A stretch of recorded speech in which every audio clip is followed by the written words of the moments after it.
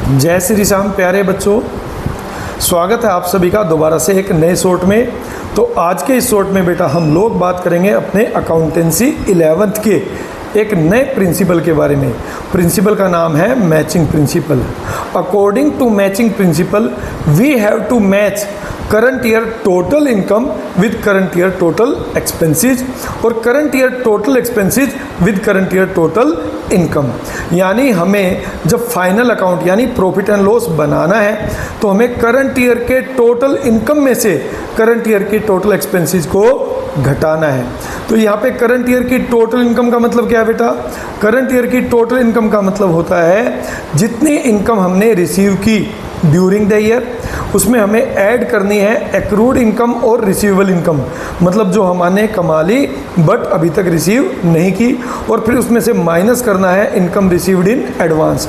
तो कुल मिला के हमें करंट ईयर की टोटल इनकम निकालनी है सबसे पहले, either you received in cash और not till the end of the year.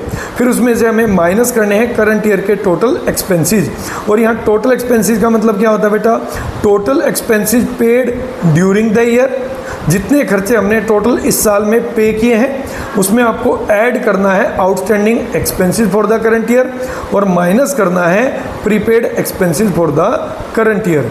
तब निकलते हैं total expenses for the current year. यानी टोटल खर्चों को टोटल इनकम के साथ मैच करना है और टोटल इनकम को टोटल खर्चों के साथ मैच करना है टू कैलकुलेट नेट प्रॉफिट और लॉस फॉर द फर्म। ठीक है, इसीलिए इसका नाम है बेटा मैचिंग प्रिंसिपल। तो आई होप आप सभी को ये समझ आया होगा। अब फिर मिलेंगे एक नए शॉर्ट में एक नए टॉपिक के साथ। तब तक के लिए बेटा जय श्री श्याम।